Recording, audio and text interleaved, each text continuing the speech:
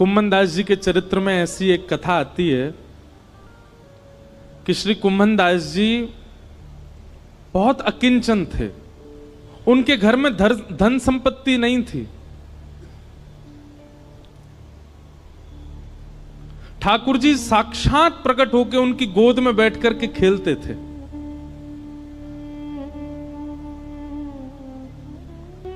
एक दिन ठाकुर जी उनकी गोद में बैठे थे और श्री कुम्भन दास जी तिलक लगा रहे थे।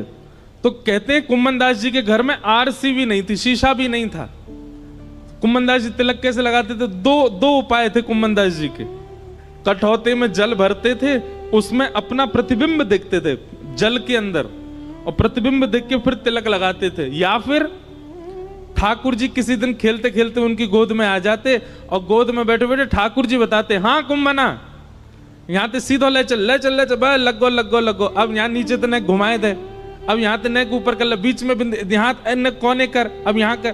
ठाकुर जी तिलक लगवाते थे कुम्भन दास जी का। कुम्भन दास जी के चरित्र में आता है कि श्री कुम्भन दास जी जब अपने खेत में हल जोतते थे तो ठाकुर जी ऐसे अपनी पीतांबरी में अनाज आदि जो भी होता था वो लेके स्वयं डालते हुए चलते थे कुम्भन दास जी के साथ। पर कुम्भन दास जी ने कभी ठाकुर जी से कोई याचना नहीं की। एक दिन की बात है, कुम्भन दास जी अपने खेत में हल जोत रहे थे, ठाकुर जी पीछे ऐसे उड़ाते हुए चल रहे थे सब बीजों को। इतने में मंदिर का घंटा बजा और जोर जोर से जैसे घंटे बजने लगे तो कुम्भन दास जी ने तुरंत हल छोड़ा, हाथ धोने लगे, पांव में जल डालने लगे, मुख पोंछा और तुरंत मंदिर की ओर भागने लगे। ठाकुर जी बोले, कुंभना कहां जा रहा है? जय जय दर्शन को समय है गयो, मंदिर जा रहा हूं। बोले, तू भी कुंभना कैसो बावड़ो, मैं तेरे संग यहाँ खेत में खड़ा हूं, तेरे संग हल जुतवा रहा हूं और तू मंदिर में भाग रहा हूं मेरे दर्शन को। कुम्भन दास जी बोले, जय जय यहां तो आप अपनी इच्छा से आते हो, आज आते हो, कल आओगे कि नहीं इसका कोई प्रमाण थोड़े। और कल मुझसे कोई अपराध हो गया, परसों मुझसे कोई अपराध हो गया तो क्या पता आप मुझसे मिलना ही बंद कर दो। पर मंदिर में तो आपको आचार्यों ने बैठाया, वहां से आप कहीं नहीं जाओगे, इसलिए मंदिर दर्शन में कभी नहीं छोड़ सकता। क्योंकि आप मेरे प्रेम से भले ही यहां आ जाओ, मंदिर में तो आप सदा विराजोगे, इसलिए मैं तो वहीं दर्शन करूंगा। ठाकुर जी संग रहते थे उनके, लेकिन वो फिर भी मंदिर में जाते थे। कभी ठाकुर जी से याचना नहीं करी कि मेरे परिवार को नेक समृद्ध बना दो, मेरे घर पे नेक व्यवस्था करवा दो, कभी नहीं। एक दिन कुम्भन दास जी की गोद में ठाकुर जी बैठे थे तो कुम्भन दास जी की दाढ़ी से खेल रहे थे ठाकुर जी छोटे से। तो ठाकुर जी ने मन में विचार किया, कुम्भन दास के घर में बड़ी दुर्बलता है, मैं कोई राजा के मन को चेताता हूं ताकि वो आधी संपत्ति कुम्भन दास को दे जाए। सो ठाकुर जी एक बड़े बादशाह, एक बड़े राजा के स्वप्न में गए और स्वप्न में जाकर के ठाकुर जी ने आज्ञा कर दी, बोले तेरी मनवांछित इच्छा जो तू चाह रहा है, तेरे महल में ये काम हो जाए, तेरी पत्नी के एक बालक हो जाए, सब पूर्ण हो जाएगा, लेकिन उसके लिए तुझको एक काम करना पड़ेगा। अपनी इतनी संपत्ति गिरिराज जी लेके जा और श्री गोवर्धन में कुम्भन दास जी हैं उनको जाके भेंट करके आ, संपत्ति भेंट करने से तेरे काम पूरे हो जाएंगे। ठाकुर जी की आज्ञा मान करके वो राजा कुम्भन दास जी के यहां गया और उस समय कुम्भन दास जी की गोद में ठाकुर जी बैठे थे, खेल रहे थे कुम्भन दास जी के संग। और ठाकुर जी कुम्भन दास जी से कह रहे, कुम्भना। कुम्भन दास जी बोले, हाँ जय जय बोलो।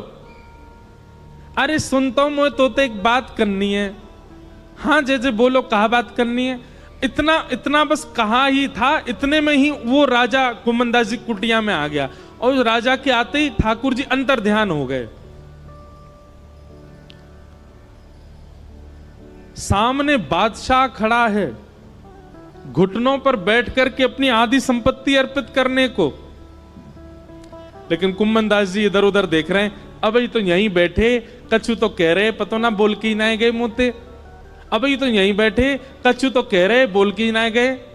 राजा ने चरणों में प्रणाम किया, बोले भगवान आपकी आज्ञा हो तो मैं आपके कुटिया में अपनी सामग्री रखवा दूं, मैं आपको धन संपत्ति कुछ दान करने के लिए आया हूं।